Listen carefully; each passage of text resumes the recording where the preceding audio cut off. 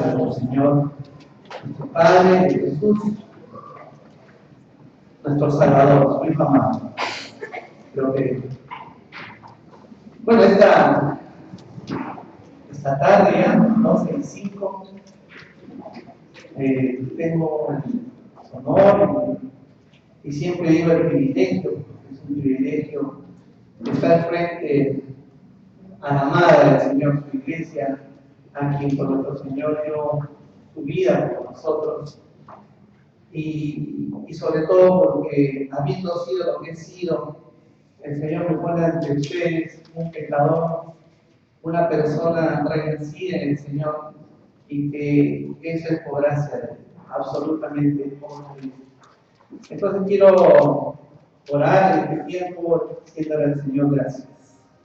Vamos a orar para que el Señor, como lo ha dicho en su oración, nuestros corazones estén dispuestos. Oh Dios de los cielos, gracias una vez más, Señor, por ponerme aquí, Señor, frente a tu iglesia, Señor. Frente a tus redimidos, Señor, Dios de los cielos, a quien tú amas, Señor, a quien por ti, Señor, entregaste tu vida. Gracias, Señor, porque tú, Señor, también cada día, Señor, moldea mi corazón.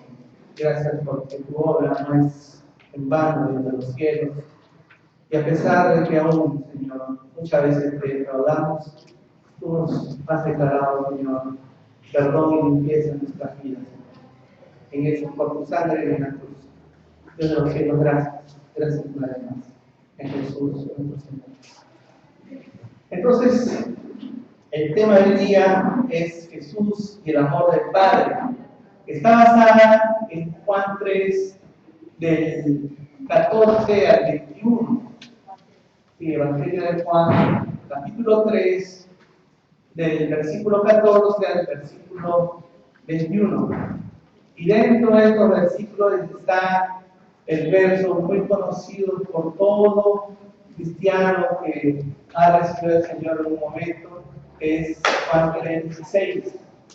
Es un verso muy hermoso, de los más enseñados, versos de los que siempre uno empieza tal vez en los caminos del Señor a memorizárselo, y versos que han transformado vidas, pero que muchas veces únicamente vemos ese verso en su, digamos, en algo muy definido, que es sus letras que contiene este verso, y no vemos los siguientes versículos o los versos anteriores.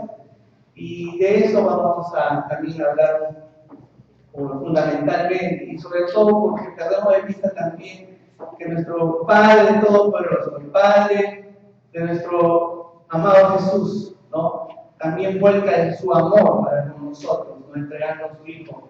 Ese es el tema fundamental del día de hoy. Y vamos a pasar a leer estos versículos del 14 al 21. ¿Qué dice así? Dice el versículo 14. Y como Moisés levantó la serpiente en el desierto, así es necesario que el Hijo del Hombre sea levantado, para que todo el que crea en él tenga vida eterna. Porque de tal manera amó Dios al mundo, que dio a su Hijo unigénito, para que todo aquel que en él crea no se pierda, mas tenga vida eterna. Porque Dios no envió al Hijo al mundo para juzgar el mundo, sino para que el mundo sea salvo por medio de él. Quien cree en él no es juzgado. El que no cree ya ha sido juzgado, porque no ha creído en el nombre del unigénito Hijo de Dios. Y esta es la acusación: que la luz vino al mundo y los hombres amaron más la tiniebla que la luz, pues sus obras eran malas. Porque todo el que practica lo malo aborrece la luz y no viene a la luz, para que sus obras no sean expuestas. El que practica la verdad viene hacia la luz, para que sea manifiesto que sus obras son hechas en Dios. El contexto. ¿Cuál es el contexto? ¿Qué pasaba en el capítulo 3 del Evangelio de Juan? Nicodemo, un fariseo, un principal, dice la palabra, llegan a ver a Jesús de noche. ¿Cuál es el interés de este fariseo? ¿Por qué Jesús le dice todas estas palabras que hemos leído en estos versículos? ¿Cuál era la trascendencia que tenía, la importancia? Nicodemo, fariseo, como decíamos. Un fariseo no como cualquiera. La palabra, ¿cómo lo indica? Que era un magistrado. Fariseo se lo dice. En Juan 3:1 había un hombre de los fariseos que se llamaba Nicodemo, un magistrado de los judíos. No solamente un fariseo como todo fariseo, que como Pablo, que básicamente eran dos fariseos nada más que se acercan a Jesús. Uno fue Nicodemo y en su momento fue Pablo. Se acercan a Jesús y Pablo dice cómo es un fariseo. Así mismo se describe Pablo. Y él lo dice, por ejemplo, en Filipenses 3:6, cómo es. Dice que él era, en cuanto al celo perseguidor de la iglesia, en cuanto a la justicia que hay en la ley, irreprensible. Es decir, un fariseo es así, irreprensible, cumplidor de todas las normas. Es visible su forma de ser. Dice que los fariseos se ponían flequillos, se ponían cosas que hacían que siempre resalten ante la luz, ante los demás. Él oraba, le gustaba y se ponían adelante en las primeras filas. Le gustaba orar aquí en voz alta para que todos lo vean. Ese era un fariseo. Y este fariseo va en representación y se acerca a Jesús. Se va en representación tal vez en Sanedrín. Dice la palabra, como ya le hemos dicho, que era considerado un magistrado. Y él habla, no lo habla en nombre propio.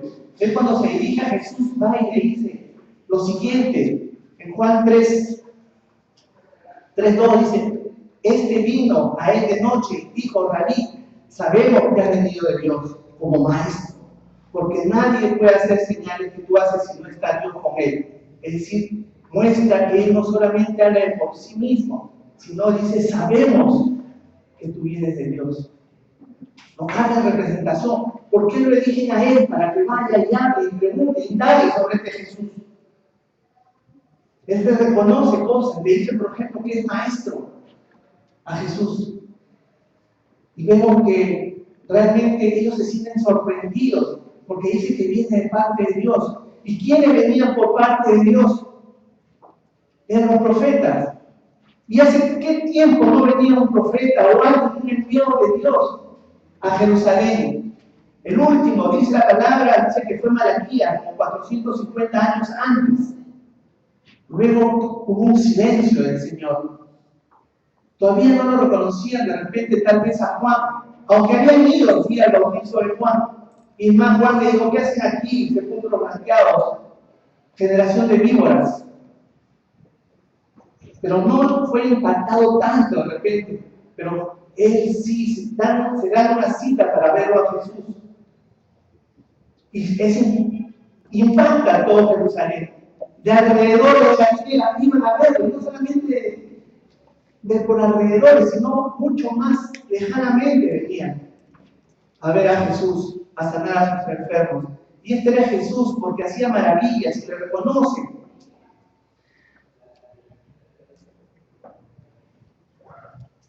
Jesús a Nicodemo también le reconoce a ciertas cosas, como que tenía mucho conocimiento, pero se lo dice de una forma que lo llena de interrogación. ¿Cómo sabe?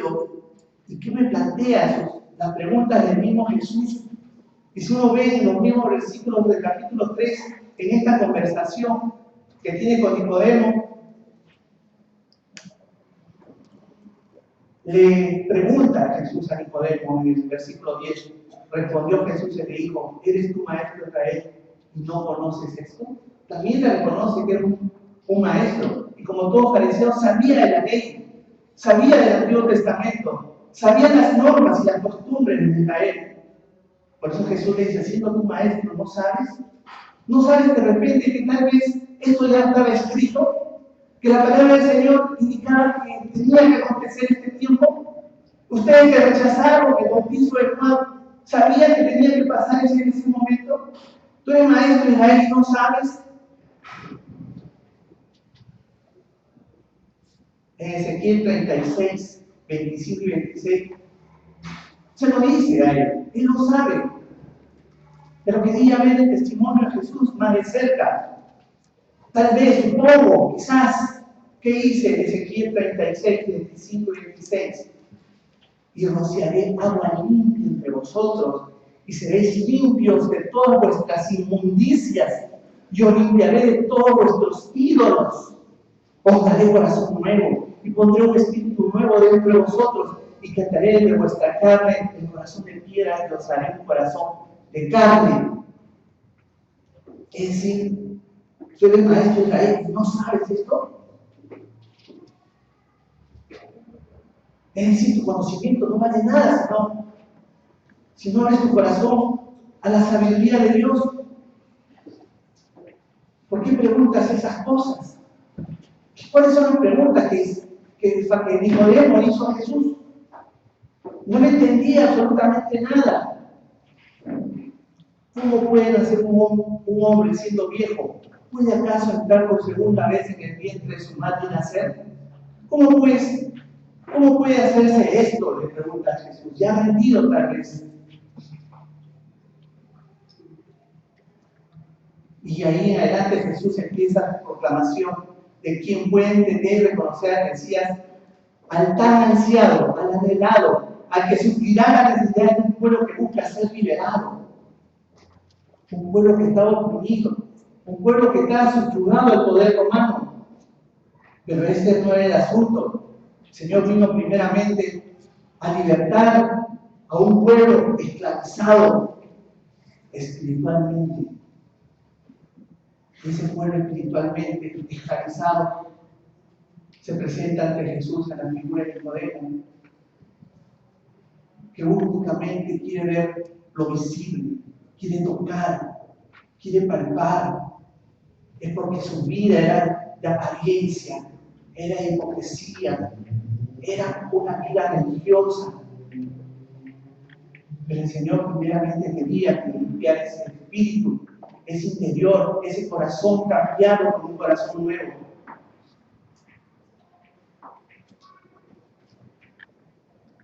Y sí, pues, nuevamente, repetimos.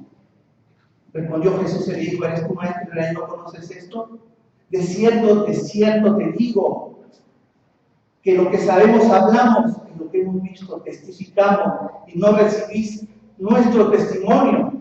Están con el corazón cerrado y no reciben el testimonio de Jesús. Si os he dicho cosas terrenales y no creéis, ¿cómo creeréis si os digo las celestiales?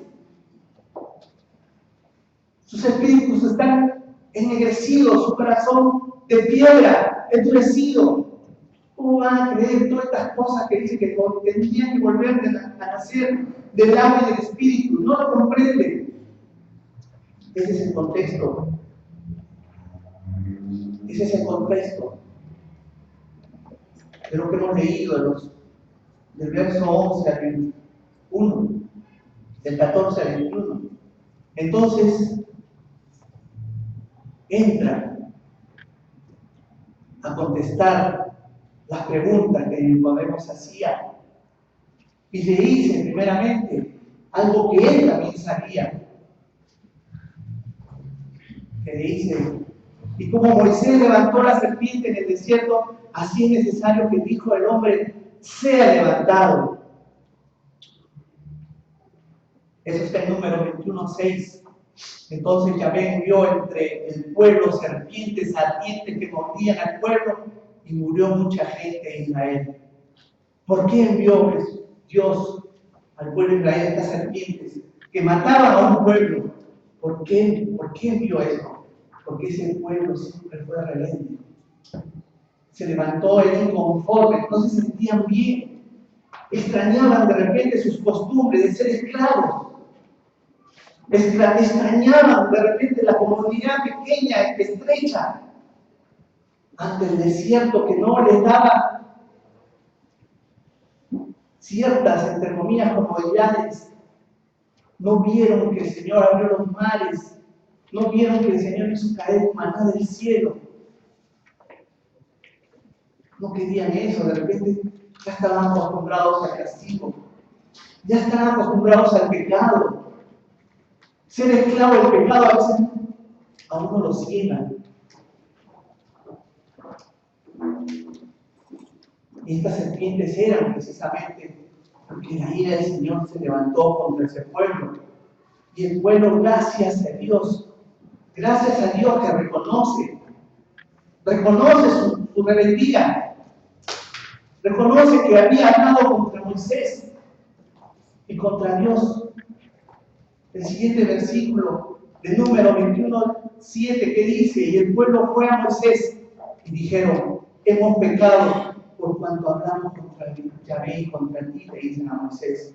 Ora a Yahvé que quite de nosotros la serpiente. Y Moisés oró por este pueblo.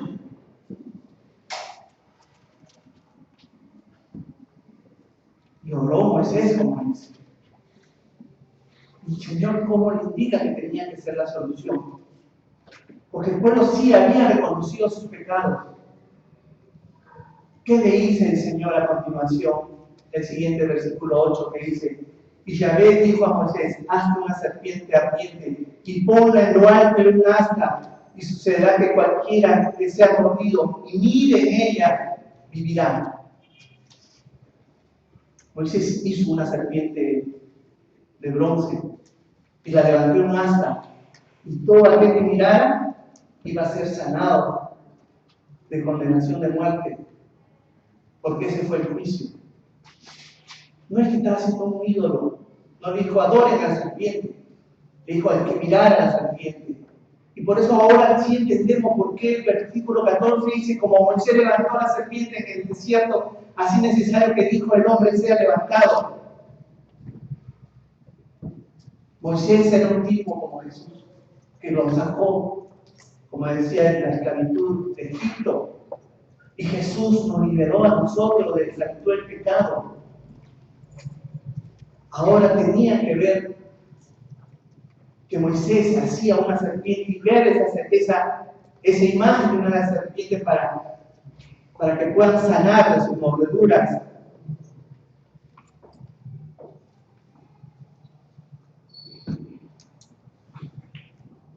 Es decir, teníamos que ver en esa serpiente. ¿Qué teníamos que ver en esa serpiente? Teníamos que ver nuestro pecado. El pueblo tenía que ver en esa serpiente representaba el pecado. ¿La serpiente qué representa? La rebelión. Y Jesús tenía que ser levantado en la cruz para que nosotros miramos en él nuestro Salvador. Y miramos en esa cruz, y mirar en esa cruz también que estaba cargando con todos nuestros delitos y pecados. Porque los vasos de ira habían caído sobre Jesús en esa cruz. Y lo que le dolió más no fue esas espadas o esos latigazos, fue que estaba pagando por nuestros pecados.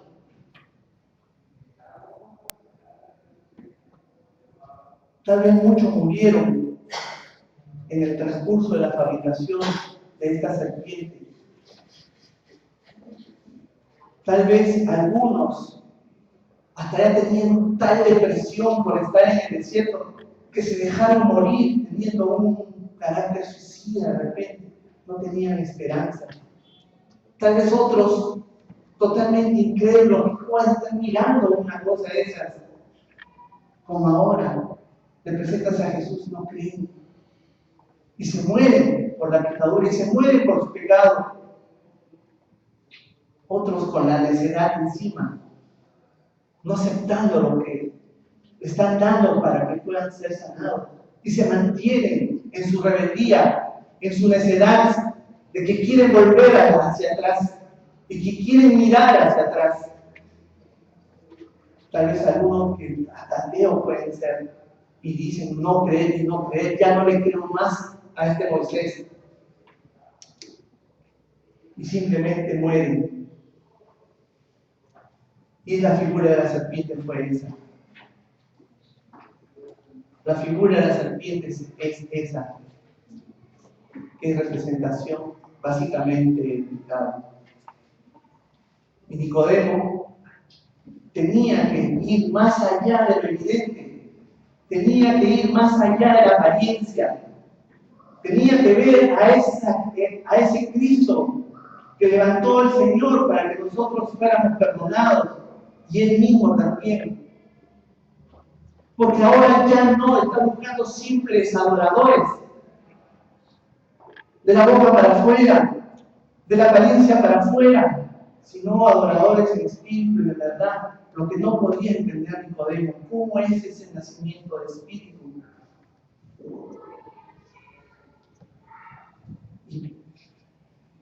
Y ya no más la muerte tendría que estar sobre nosotros. El Señor daba camino siempre. En el desierto levantó esa imagen de serpiente, y en nuestra actualidad a Jesús que vence a la muerte. Esa serpiente fue esa señal.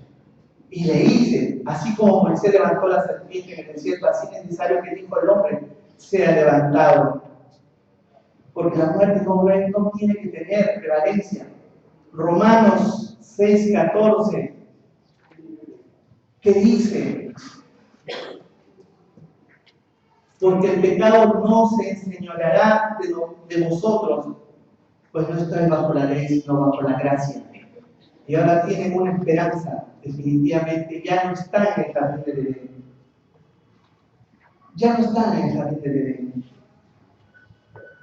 Les ha dado esperanza a ese pueblo, y a nosotros también nos ha dado esperanza. Hay que creer en esa promesa. Esa promesa que, como decía, ya surgió desde el mismo jardín del Edén. Desde el mismo momento de la caída, el Señor promulgó esa esperanza. ¿Qué dijo el Señor en ese momento de la caída? Y pondré enemistad entre ti y la mujer, y entre tu simiente y su simiente. Él aplastará tu cabeza cuando tú hieras su calcañar. El Señor fue martirizado y fue clavado en sus pies y en sus manos. Él sufrió todo lo que nosotros tuviéramos que haber sufrido. Y esa promesa está desde el inicio de la palabra del Señor. Desde Génesis. Tenían que ver siempre esa promesa. Teníamos que ver que esa promesa hablaba de Jesús. Así que no hay ningún dispensacionalismo que pueda decir que Jesús no estaba presente, estuvo siempre presente desde el principio. Él tenía que ser levantado para que esa muerte, para que esa serpiente no se levantara. Que es el pecado, que no se enseñoree en nosotros, en nuestras vidas. Si es así. Jesús, nacido de mujer, aplastará la cabeza del rebelde, del padre de mentira, de Satanás. Jesús tuvo que morir, fue Dios, pero así como dio la vida, Él la tomó nuevamente. Él venció a la muerte. Entonces, nosotros, ¿en quién tenemos que poner nuestra mirada? En Jesús. ¿Qué dice la palabra? En Hebreos 12:2. Hebreos 12:2. ¿En quién? ¿Dónde está puesta nuestra mirada? Dice: puesto los ojos en Jesús, el autor y consumador de la fe, el cual por el gozo puesto delante de él, soportó la cruz y despreció como propio, se sentaba a la diestra del trono de Dios. Mira Nicodemo, mira religioso, mira incrédulo. Este es el asunto de la serpiente. 15, versículo 15, para que todo el que crea en él tenga vida eterna. Es decir, es para todo aquel que crea en él. Timoteo, ¿te has dado cuenta? ¿Y sabes de quién está hablando esto? Estas palabras te las estoy hablando, te las estoy declarando, te las estoy anunciando. ¿A quién me refiero que crea en él? Ese es el Hijo del Hombre, el enviado, el que ha de morir. Aquí la solución para que la muerte no se enseñoree sobre la creación de Dios, para que la muerte sea declarada ineficaz frente a esta gran promesa. Y sí, fue una gran promesa. Que el apóstol Pablo lo ve y lo dice en la siguiente manera, en 1 Corintios 15, del 55 al 58. ¿Dónde está, oh muerte, tu victoria? ¿Dónde, oh muerte, tu aguijón? Pues el aguijón de la muerte es el pecado y el poder del pecado la ley.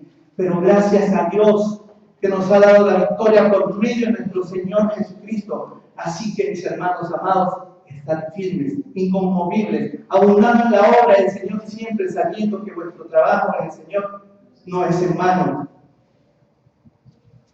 Aquí ya no hay muerte eterna, sino vida eterna en este pasaje que le dice a Nicodemo. Primera vez que Jesús habla de la vida eterna y se lo dice a Nicodemo. La gran sentencia que hace conocer no solo a Nicodemo, sino a todo aquel que quiera ser salvo. Entonces, Nicodemo, fíjate, te voy a dar el tema principal. Te voy a mostrar algo muy valioso. Te voy a mostrar cómo es nuestro Dios eterno, nuestro Padre amado. Porque de tal manera, versículo 16, amó Dios al mundo que dio a su Hijo unigénito, para que todo aquel que en él crea no se pierda, mas tenga vida eterna. Demostró la llave al incrédulo, al religioso, al que no podía discernir en el espíritu. Nuestro Señor y Dios es Padre eterno y lleno de poder y de abundante amor. Un amor que nada lo apagará ni los ríos, nada podrá extinguirlo. Que ha mostrado su amor para con toda la creación. Nos ha entregado hijo nos es nacido, hijo nos es dado. Es príncipe de paz para que todo aquel que alce su mirada y crea en él, no queriendo que nadie perezca, sino que venga la fuente de agua viva. Da vida eterna. Y se arrepienta y no se pierde y tenga vida en abundancia. Entonces, ¿quién da al Hijo? ¿Quién provee el sacrificio perfecto? ¿Quién provee el cordero inmolado? Es el Padre. Muestra su amor, dice la palabra, para con nosotros. Él es fuente de amor, el que entrega a su Hijo primogénito, a lo más preciado, al amado, al heredero de quien tiene todo y por quien todo fue creado, los cielos, la tierra, la luminaria de los cielos, absolutamente todo, por Él y para Él fueron creadas. A Él lo entrega, por nosotros.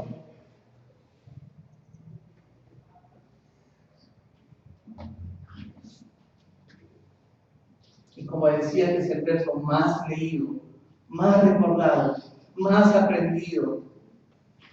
El inicio del reciente predicador, del que anuncia las buenas nuevas, es nuestra herramienta. ¿Quién no, cuando primera vez escuchó este versículo, fue desgarrado su corazón? La elemental enseñanza de amor más sublime y absoluto y santo, donde solo vemos la abundancia de amor hacia nosotros, la misericordia extendida al pecador, la cruz levantada para que todo el que tenga ojo vea y para que todo el que tenga oído oiga, para todo aquel que quiera ser salvo. Este verso nos confronta, nos presenta al Dios Santo, al Dios Santísimo. Nos hace ver nuestra miseria. Inmediatamente la palabra, el verbo hecho carne, el lobo de Dios manifestado, el lobo creativo, santo, ante nosotros, pecadores. nos confronta y nos rendimos ante Él. Es un amor universal, es un amor sin fronteras, sin prejuicio, sin discriminación, sin distinción. Pero excluye al que se excluya por su propia voluntad, al que endurece su corazón y se mantiene en su pecado, al que se mantiene en las tinieblas y se mantiene en muerte, muerte en vida, esclavo del pecado, al que no cree. Así es. En el versículo 36 de este capítulo 3, aquel que no cree, ¿qué espera? A ese que cerró su corazón. El que cree que el Hijo tiene vida eterna, cree que desobedece al Hijo no verá vida, sino que la ira de Dios permanece sobre él. Qué pena, qué lástima. Como dice el verso 46 del capítulo 25 de Mateo, e irán estos al castigo eterno y los justos a la vida eterna. Se niegan a tener el pleno conocimiento absoluto de Dios. No claman por misericordia. ¿Qué podemos esperar? Si no quieren ni conocerlo, cierran sus ojos.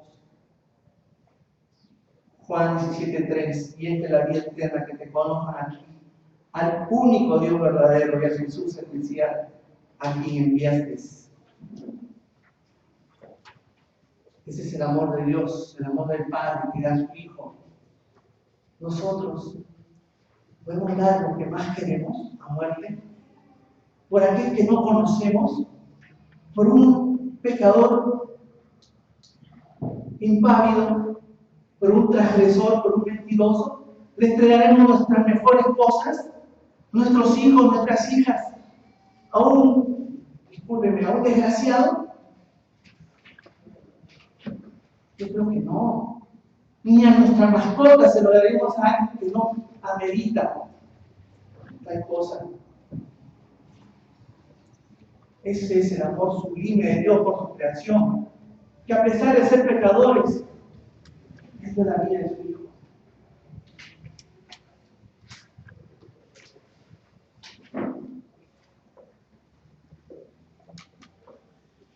Ese es el versículo, como decía, más conocido.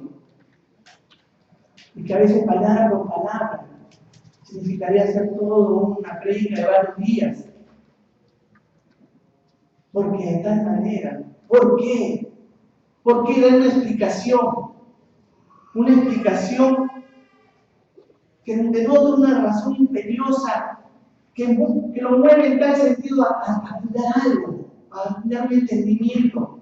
A Nicodemo, ¿por qué? Fíjate acá el por qué, ¿por qué? Porque de tal manera expresa, es de tal manera una explicación o una intensidad extrema, indescifrable. Amó Dios al mundo, amó un sentimiento. No es un amor de atracción, no es un amor de cariño hacia los padres, hacia los hijos, es un amor de Dios. Es un amor ágape. Es un amor que de repente, tal vez en un inicio no entendíamos, pero ese amor también está en nosotros, porque el Espíritu, el Dios verdadero, el Todopoderoso está en nosotros. Ese amor que nosotros también tenemos que irradiar a aquellos que no conocen al Señor y también irradiar a nuestros hermanos. ¿Qué dice ese amor? El que no ama no conoció a Dios, porque Dios es amor. 1 Juan 4:8. Ese amor que nosotros tenemos que irradiar a nuestros hermanos y a los que no son nuestros hermanos. Así es. Entonces, Nicodemo, el Señor no vino para sentenciar al mundo. Esa no fue su intención. No estaban sus planes. Versículo 17. Porque Dios no envió al Hijo al mundo para juzgar al mundo, sino para que el mundo sea salvo por medio de Él. No le envió en esos fines. Eso no era su plan derramar su vida inmediatamente. Apenas alguien tocaba al Señor, fuego cayera del cielo y consumiera todo. Esa no era su intención. Su motivación no fue el castigo, sino darle una opción perfecta al hombre. Pero tenía que este hombre mostrarse miserable ante Dios. Reconocer que somos pecadores, así como el pueblo reconoció, el pueblo de Dios en el desierto reconoció que éramos pecadores y que pecamos constantemente.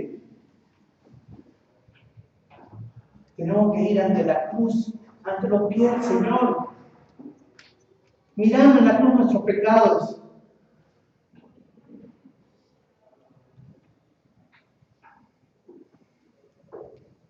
Porque nosotros no podemos lavar nuestros pecados. Nosotros no podemos creernos justos todavía. El Señor sí nos ve justos, porque su sangre nos hizo justos. Su justicia fue, en definitiva, pagada y asumida por Jesús. Y el Señor nos ve santos, porque nos limpió y estamos inmaculados ante su mirada. Pero nuestra vida, nuestro testimonio a los demás, es de apariencia tal vez, o es de limpieza también. Sed santo porque soy santo, dice el Señor. Entonces, nosotros no podemos aparentar lo que no somos. Debemos ser santos, sí. Llegar a ese extremo de la santidad, porque Jesús y el Señor lo dice.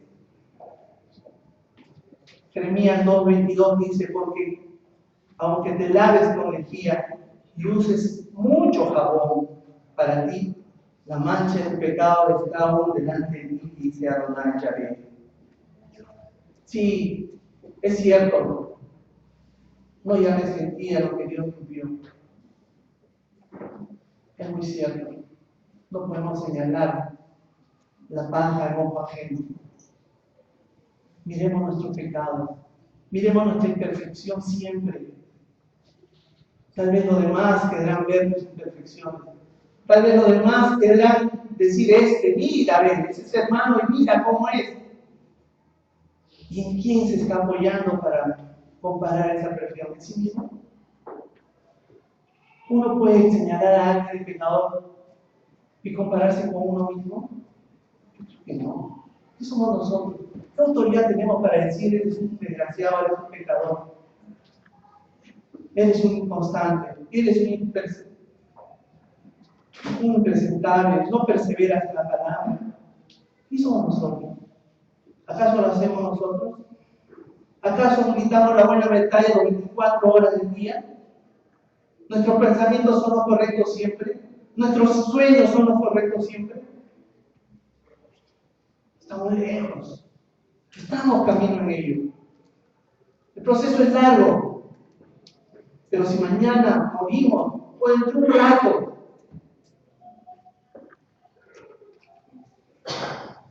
el Señor ve la intención de tu corazón que estuviste predispuesto para este camino largo.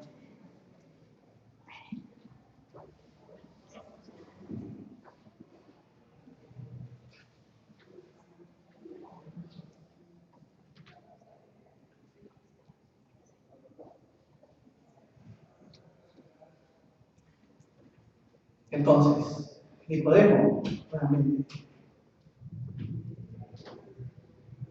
esta es la sentencia de vida. Quien cree en Él no es juzgado.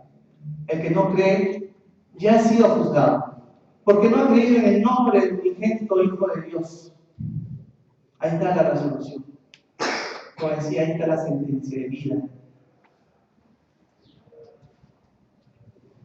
El que no cree, no ha creído en el nombre del Hijo de Dios. Creer en la verdad, creer que Él es el camino, creer que Él es la vida eterna, que no hay otro camino, que no hay otra verdad, que cualquier otro camino te conduce a perdición, que cualquier otra verdad te conduce a la mentira, que cualquier otra propuesta Y una vida mejor te conduce a una muerte segura.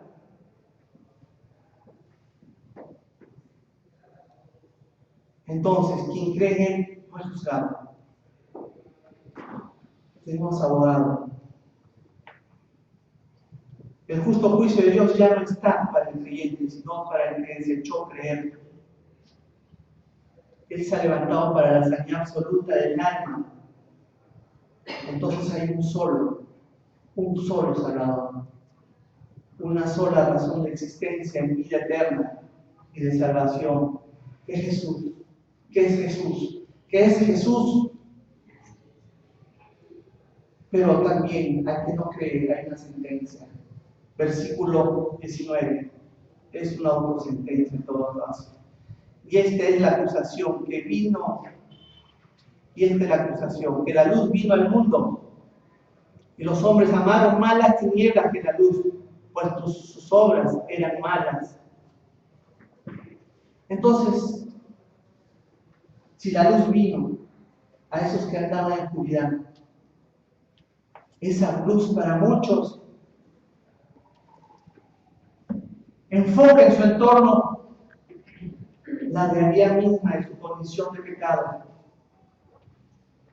Otros simplemente cierran sus ojos porque esa luz les enceguece, les quita mirada, no quieren ver, quieren permanecer en la oscuridad absoluta. Esa luz que vino al mundo y que muchos amaron las tinieblas, es la luz tal vez que en un momento a nosotros mismos nos cegó. Y sí hay testimonios, más de una vez han tocado tu corazón y no te has rendido al Señor. Sí, porque no, todavía no es mi tiempo. Soy muy pequeño, o soy muy joven, o tengo otras ocupaciones, o soy muy viejo. Hay muchas excusas, absolutamente todas las excusas del mundo. Sus obras eran malas y persistieron sus nefastos testimonios. No miraron que la serpiente les había ya inyectado su veneno mortal. Este es su adormecimiento perpetuo. Aman más victorias momentáneas. Se envelecen en el alucinante fragor de una vida sin sentido, que la santidad de Dios, que la sanidad de las naciones, que la sanidad para la vida eterna. Ya están envenenados desde antes, esclavos de una porción mortal, esclavos del padre mentira. Si pues amaron más las tinieblas que la dádiva de Dios. Nicodemo, le dice el Señor, porque todo el que practica lo malo aborrece la luz y no viene a la luz para que sus obras no sean expuestas. No solo amaron las tinieblas, sino que odian las buenas obras de Dios. Ya empiezan. ¿Qué ateo no te predica a un Dios que no existe? Casi todos. Tocan el tema de Dios y empieza el odio visceral. Y si tienen páginas, y si tienen internet, y si hacen todo lo posible por publicar todas las contradicciones que pueden haber en las religiones. Mira el cura, mira el pastor, mira esa congregación, mira, ese es el Dios. Pero también el ateísmo ha levantado nefastas experiencias en el mundo. ¿Cuántos millones en esa Rusia, en esa China comunista que era ateo, cuánta gente ha muerto nada más porque negaban y odiaban las obras del Dios vivo y verdadero? Y no solamente los países, no solamente los que no creen, que hasta nosotros mismos aborrecemos que nos pongan un versículo bíblico cuando estamos en pecado. Cuando no somos buenos hijos. ¿Y qué dice la palabra? Honra a tu padre y a tu madre. No, pero mi mamá es así, tú no sabes.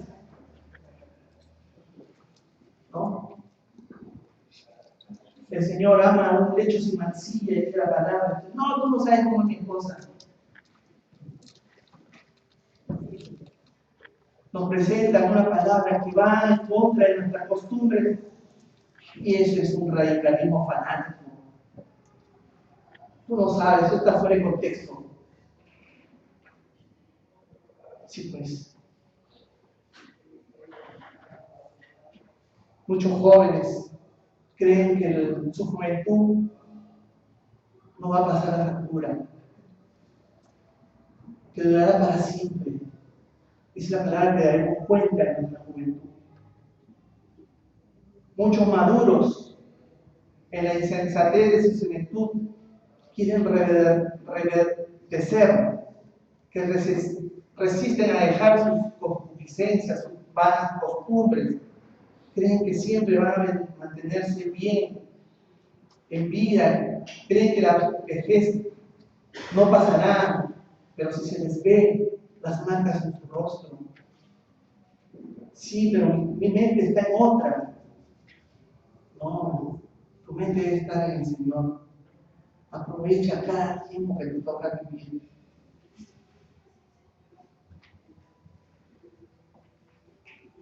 Entonces, siguiendo lo que Jesús le decía a Nicodemo, dice 21, pero el que practica la verdad viene hacia la luz, para que sea manifestado que sus obras son hechas en Dios. Entonces, esas obras hechas por Dios, esas obras son las que nosotros tenemos que ser los embanderados de las obras de Dios. ¿Cómo podemos distinguir cuáles son las obras de Dios y cuáles no son las obras de Dios? ¿Cómo podemos trabajar en estas obras que Dios ha levantado para nosotros? Ayer veí un video que trataba de representar algo que nosotros todavía no nos imaginamos cómo va a ser el juicio del Señor. Era una cola de gente con su legado cada uno, con un montón de folios, con un montón de hojas, en que había hojas rojas y hojas blancas. Hay unos que se presentaban con hojas, un montón de hojas blancas. Y le decían, he estado de voluntario en tal sitio, he hecho obras de caridad, mira un montón de hojas blancas, sí, hay unas cuantas rojas. Entonces venían y ponían en una balanza. Obras buenas, obras malas. Se regresaba a hacer otra vez. No son suficientes.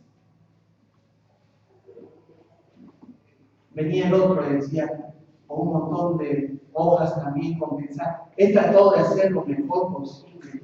He dado todo de sí, pero bueno, me ha ganado la tarde. Acá está. ¡Pum! Hacerlo. No es suficiente. Y venía uno así, un foro así, de grueso, parecía un diccionario enciclopédico. Puras hojas rojas.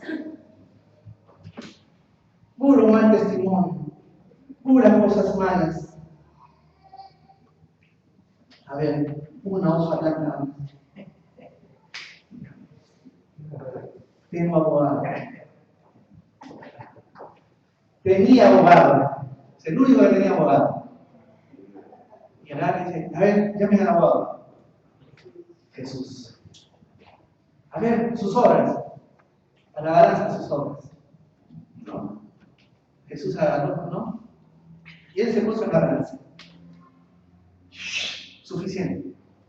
Jesús se regaló. Son las obras de Jesús. Son las obras de Jesús. ¿Qué sabemos? ¿Somos salvos por obra?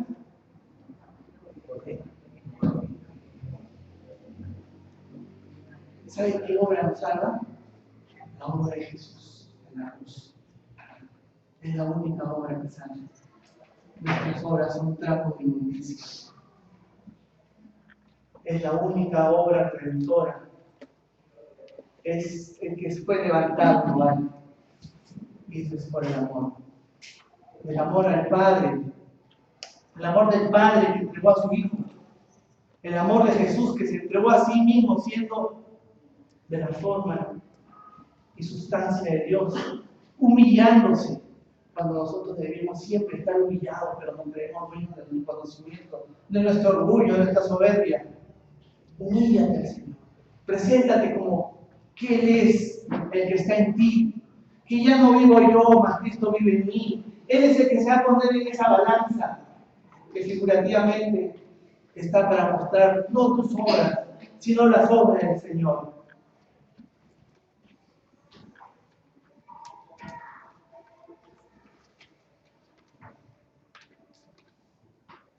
Él es nuestro abogado. Juan 5:36 dice, pero el testimonio que yo tengo es mayor que el de Juan, porque las obras que el Padre me dio para que las realizara, las obras mismas que hago, dan testimonio de mí, de que el Padre me ha enviado. Así es. Las obras que Él hace, las hace porque el Padre me las envió a hacer. Esas son las obras de amor. Esas obras de amor. La obra que está en Él. Hagamos las obras de Él que nos ha mandado a hacer. Y hacemos, tratamos de hacer nuestras obras. Pero humillémonos, arrodillemos, clamemos por hacer las mejores obras que el Señor nos ha dado para hacer. Cumplir su mandato, porque el que me ama hace lo que yo les he dicho que será bien, Señor. ¿No? Y hay gente que está en el trabajo, preparándose para hacer esas obras, para llevar el Evangelio.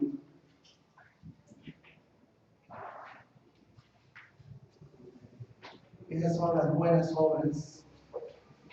Si el Señor nos dice, permaneced en mí, permanezcamos en Él.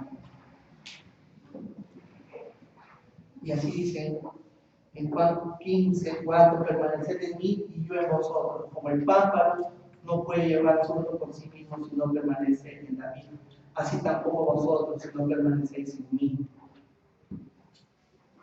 Esto va a todos nosotros, como iglesia, como grupo, como la amada de Jesús, como su esposa. Es para nosotros. No podemos ser llaneros solitarios, porque yo entiendo la palabra a mi manera, porque yo corro distinto al resto, porque los otros todavía no están preparados, pero yo sí, yo soy más noble, porque yo soy más humilde, porque yo me humillo, en cambio además no, entonces yo me voy solo. Todas las cartas de Pablo, la de Pedro, hablan de iglesia, hablan de ustedes, no habla de ti, de tú. La única carta que hablan así como decía la pasada es la carta de Timoteo. ¿Pero para qué? Para que cuiden la iglesia. Para que no pongan en orden lo que está mal. Para que permanezcan en lo que se le ha enseñado. Entonces, esa es la voluntad de nuestro Señor. Ese es el amor que nos ha dado a nosotros. Que nos amemos los unos a los otros, así como Él nos ha amado. Que nos perdonemos los unos a los otros, porque si no perdonamos, Él no nos perdona. Esa es la voluntad del Señor. Esas son las horas por las que debemos transitar. Siempre en oración, siempre en humildad, siempre manteniendo la fortaleza que el Señor nos ha dejado, siempre ejerciendo la edificación de la iglesia, siempre ministrando nuestros dones, siempre mostrando y sirviendo a los demás. Ok, hermanos. Ese es el Evangelio del Señor. Carta hermano, para todas las iglesias, narrando esta porción de la palabra, a Nicodemo y a todos nosotros. Que haya llevado su corazón, hermanos, que lo imitemos siempre y que estemos predicando siempre una sana doctrina. Vamos a orar. Oh Padre amado de los cielos, damos gracias por tu palabra. Gracias a Dios por lo que nos has dado, salvación y vida eterna. Gracias por el perdón de nuestros pecados. Gracias, Señor, por tu inmolación en la cruz. Gracias, Señor, por esa vida en abundancia. Gracias por esta iglesia, Señor. Sigue guardándola, Señor. Aparta nuestros pasos de toda tentación y de toda acechanza del enemigo. Y en Cristo Jesús. Amén.